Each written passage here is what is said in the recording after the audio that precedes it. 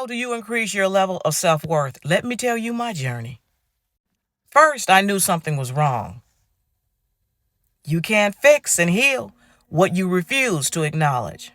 I got into counseling, and that gave me the tools, the necessary equipment to build my self-esteem.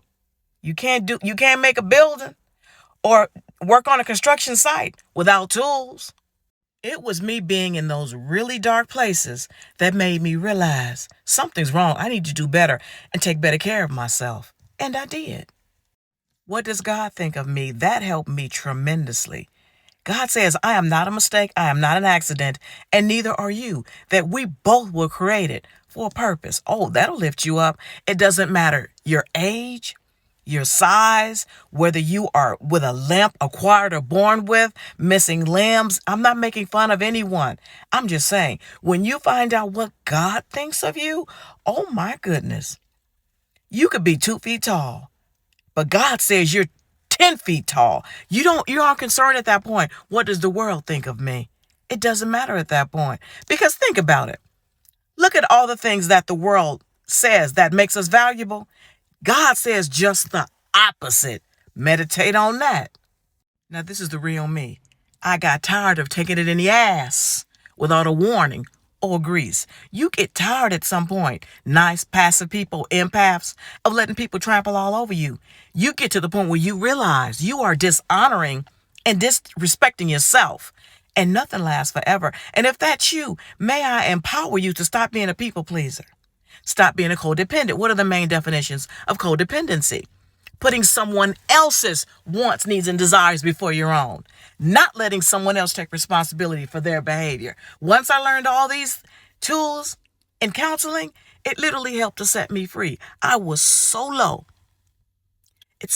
We often ask the question, the inappropriate question, why do they do what they do?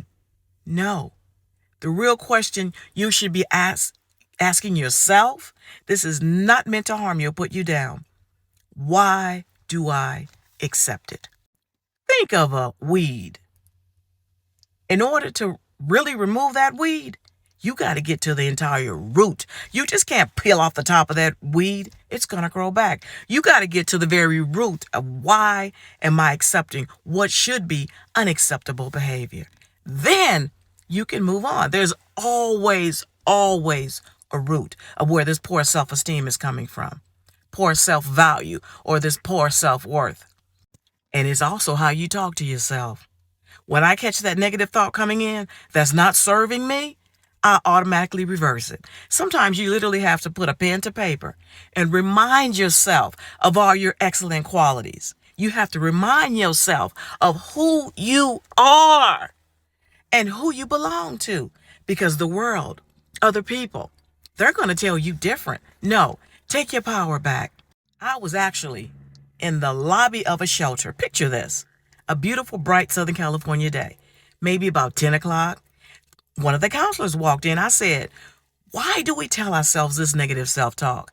Think about it. You weren't born with a lot of the negative things that you tell yourself. The counselor said, buckle up. She said, it's usually because what someone told you. Well, guess what? You have the power to tell yourself something different.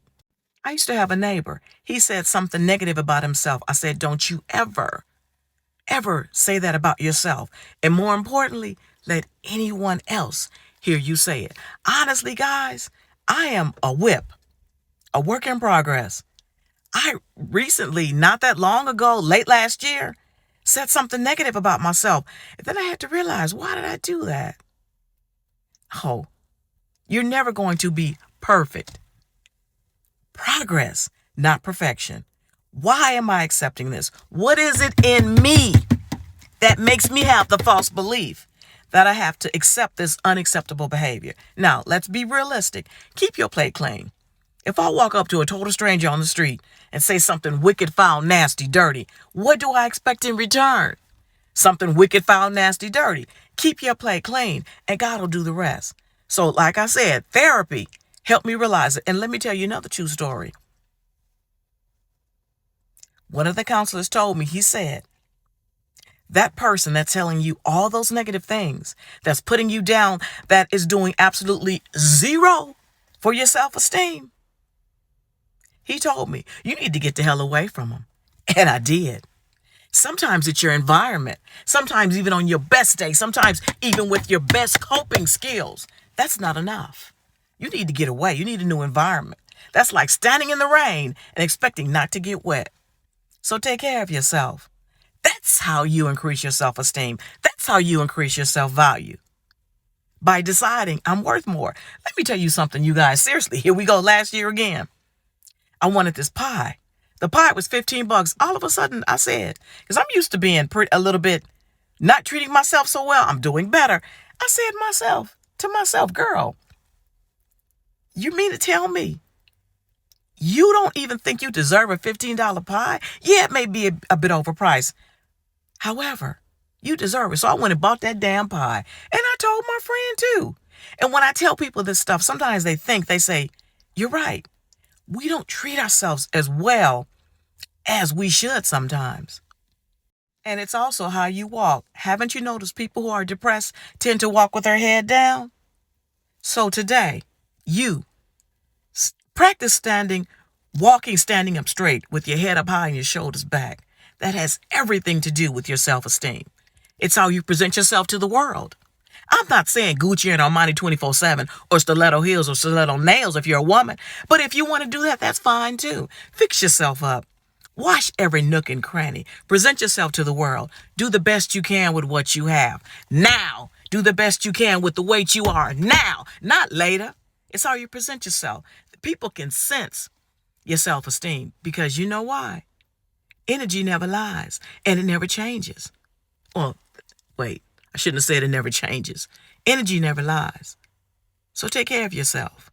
Why am I accepting what I know should be unacceptable behavior? And you know what? You can see a person in a bad situation and you can talk to you blue in the face. They only leave when they're ready. But you be a good friend. You be a good person, even if it's a total stranger, and you plant the seed. Eventually, just the fact that they're talking about it, they're going to get there. And it saddens me when I see women. I've seen it.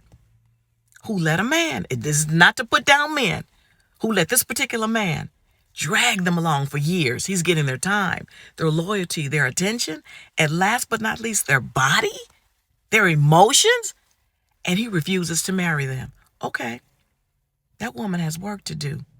Why am I accepting this? Let him go. The quicker she lets him go, the quicker she can create an empty space for God to bring in the right one. So take care of yourself. That's what worked on me to increase my self-esteem. Bye. What do you really think that you deserve?